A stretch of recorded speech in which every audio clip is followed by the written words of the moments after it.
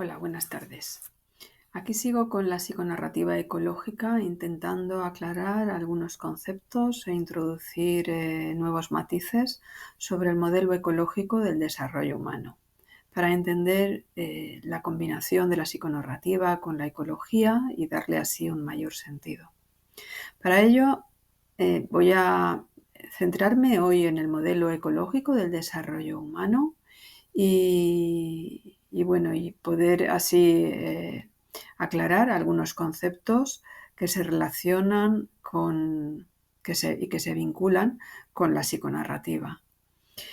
Para ello, tengo que retrotraerme un poco en el tiempo y explicaros cómo llegué yo a familiarizarme y a conocer este modelo que para mí ha marcado pues tanto mi quehacer profesional como también mi quehacer personal, porque es un modelo que da sentido y significado a conceptos tan importantes como el desarrollo. Y el desarrollo es un concepto dinámico y plástico que continúa a lo largo de toda nuestra vida. Bien, pues yo en los años 80, cuando estaba estudiando psicología, conocí a mi profesor Gonzalo Musitu, que fue el que le puso nombre a pensamientos, a estructuras mentales y a conceptualizaciones que yo de alguna manera ya tenía, pero que no sabía definir. Entonces, recuerdo que él pudo aclararme y pudo darle un contenido muy importante y pudo también enfocar luego mis derroteros profesionales. Y a él le agradezco que apareciera en mi vida y que fuera tan significativo, tanto como profesor, como amigo y maestro, sobre todo una gran persona que marcó los hitos y fue precursor de la psicología comunitaria en este país, porque él venía ya con una formación de América del Sur, de trabajar con comunidades de base y de haber trabajado y de haber sentido, ¿no? Y de haber estudiado un modelo tan complejo, tan amplio y tan importante para entender los fenómenos sociales, culturales y personales como es este. Bien, pues dicho esto, os diré que el modelo ecológico del desarrollo humano es diseñado y definido por Uri Bronfenbrenner en el año 1979. Y para ello, entender la vida de Uri Bronfenbrenner también es importante para entender después cómo llega a las conclusiones y cómo llega él a describir el mismo. Uri Bronfenbrenner era de origen ruso. Los padres emigraron a Estados Unidos cuando él tenía 6 años y su padre, que era un neuropatólogo clínico, pues fue director de una de las instituciones más importantes de débiles mentales en Nueva York. Uri Bronfenbrenner creció y vivió rodeado de todas esas influencias y ya desde niño, motivado por la influencia que tenía el ambiente en todo el ambiente, la naturaleza, la ecología, en todo lo que pasaba, pues era un gran observador. Y luego, pues guiado por su padre, llegó a desarrollar esta teoría tan importante. Lo primero es que el padre de Uri Bronfenbrenner le enseñó a no crearse tampoco unas teorías predeterminadas en función de unos datos sin demostrar y sin constatar. En la institución donde él era director, pues iban destinados todos aquellos niños que habían sido diagnosticados como débiles mentales porque se les había suministrado la famosa escala de Stanford-Binet.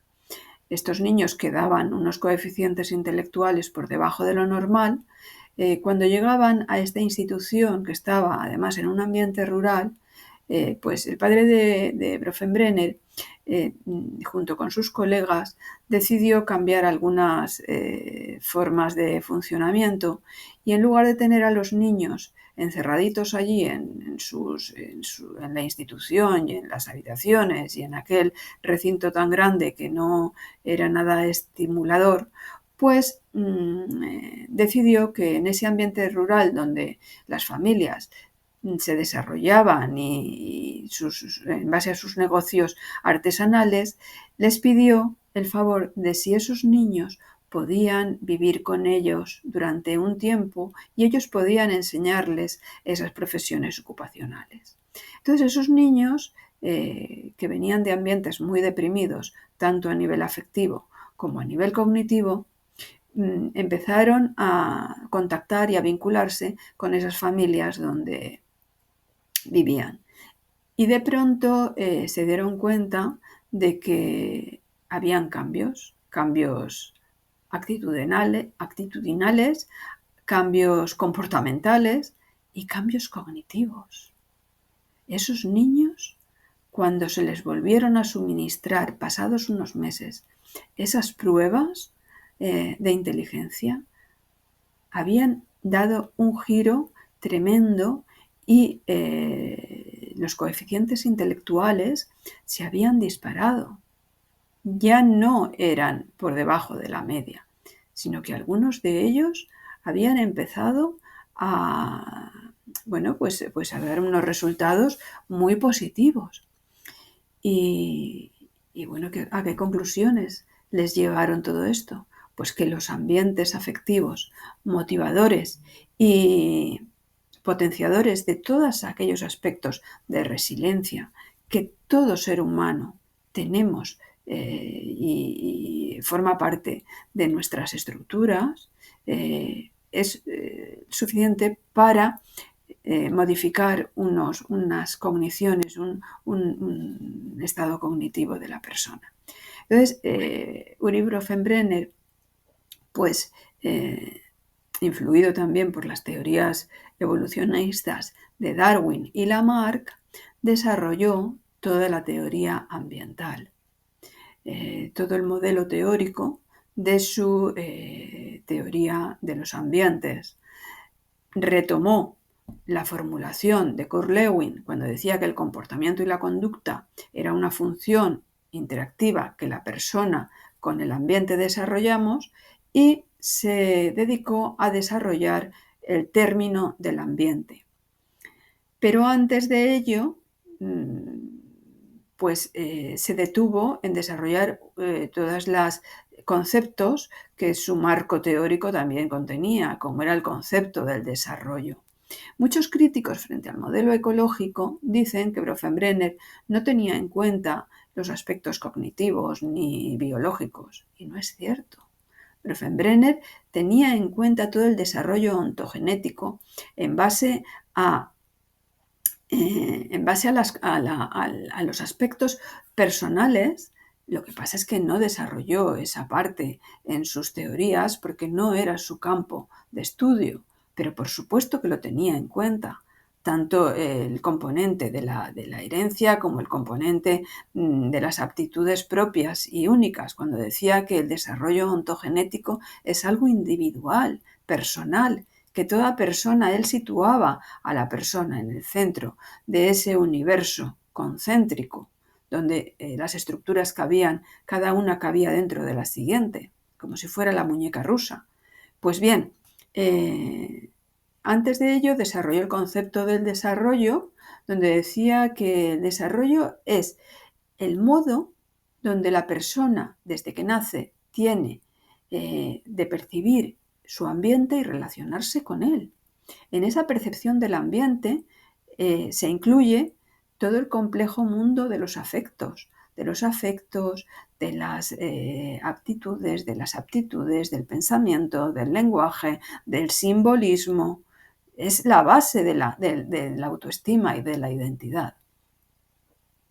Entonces, en base a ello, desarrolla todo un concepto de desarrollo desde lo más micro hasta lo más macro.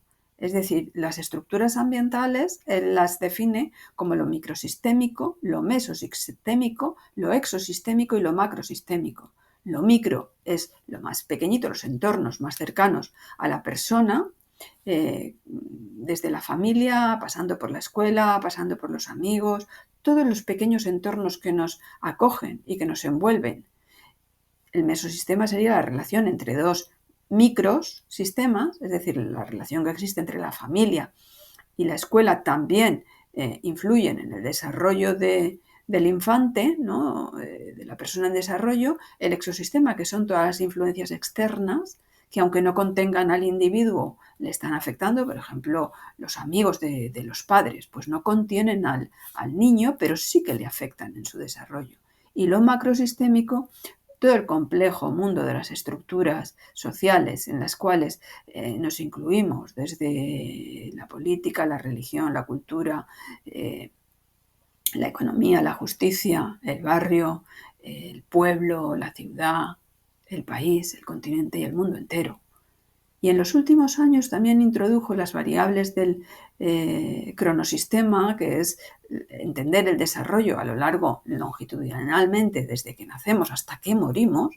Y esto él lo asemejaba a la metáfora del tren y decía que nuestra vida empieza en un viaje, que cuando subimos al tren nos encontramos con personas que son los microsistemas que vamos teniendo. Y esas personas van cambiando a medida que nos vamos haciendo más mayores. Entonces, hay personas que van a ser muy significativas y se van a quedar con nosotros y con nosotras, y hay otras que, bueno, pues que no jugarán ese papel tan significativo, esa referencia. Entonces, ese factor, esa variable es muy importante para entender el modelo ecológico. Y luego el globo sistema, que es todo lo que nos envuelve, tanto a nivel físico como psicológico y como entorno de la naturaleza, la biología y las estructuras sociales. Entender este sistema es entender el modelo de los sistemas relacionales, procesuales y en desarrollo. Y desde este punto de vista, entender que vivimos en ambientes que son abiertos, que todo fluye y es bidireccional, entra y sale, y es dinámico porque está en constante movimiento y luego tiene una plasticidad, hay un cambio, porque eso es la retroalimentación de los sistemas. Entender que los sistemas, la teoría de sistemas, se basa en sistemas de retroalimentación de feedback, pues es entender que somos personas que estamos siempre interactuando, cambiantes y dinámicas. Y poder narrar esto es una maravilla. Es la psiconarrativa ecológica. Muchas gracias.